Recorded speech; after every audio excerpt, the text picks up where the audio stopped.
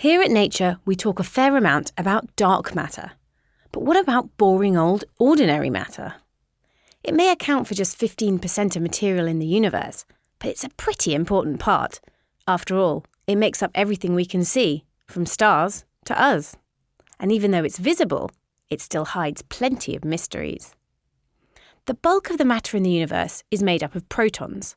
But what makes up the proton? That's where things get a little fuzzy.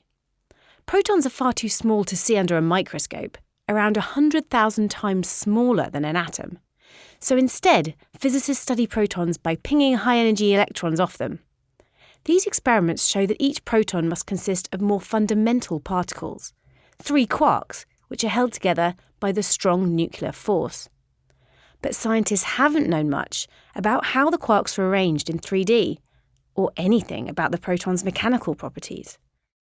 Only now are physicists developing techniques that allow them to probe inside the proton, the particle that's crucial to anything being here at all.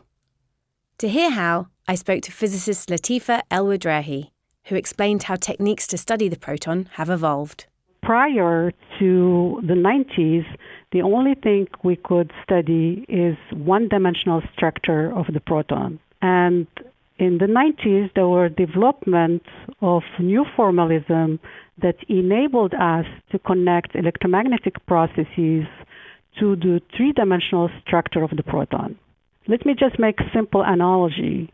So what we have been doing prior to the 90s and 2000s is like we want to study the heart, and we're studying it through electrography, which is the process of just recording electrical activity of the heart that gives us one-dimensional structure that tells us lots about the heart, but not everything.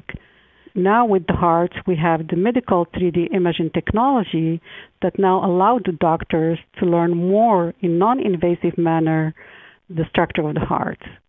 And this is what we want to do with the new generation of experiments. And how do you go about doing those experiments then? We are firing high-energy electrons at our protons with very precise measurements.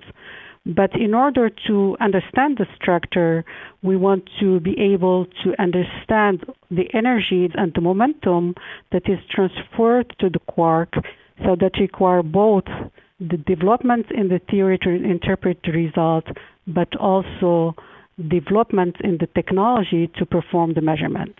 So new kinds of theory can connect how electrons bounce off the protons with what's actually going on inside the proton, things like the forces on the quarks. Exactly. And it's only able to do this interpretation if from the experiment we have measured all the necessary observables.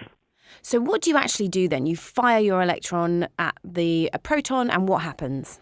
So we fire a high-energy electron because by increasing the energy, the wavelength is smaller, so we can see deeper into the object.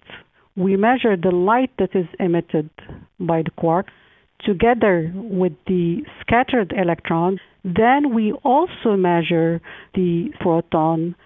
So we leave the proton intact, we measure it, we measure the produced photon, the light, and the scattered electron.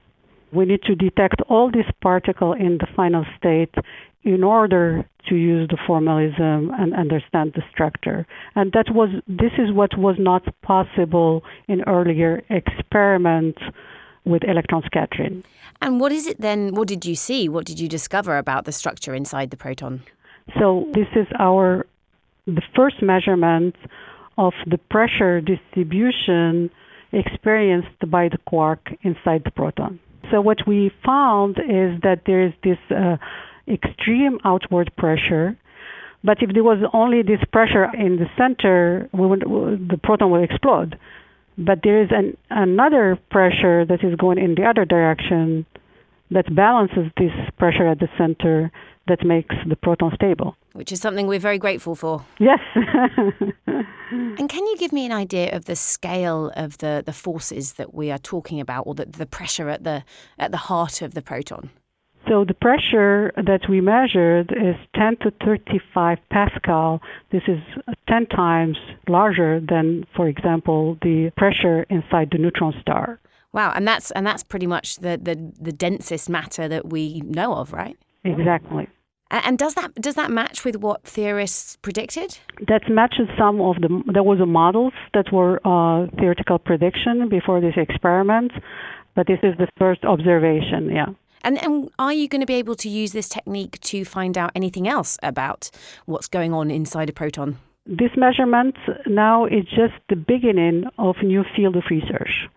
So the paper we published is related to the pressure distributions inside the proton, but next will be to calculate forces and then move on and understand the 3D imaging of the proton, the spatial distribution of the quark inside the proton, and also the motion of the quark inside the proton. Gosh, so the proton might not be so much of a mystery anymore. That's the beginning of solving the mysteries.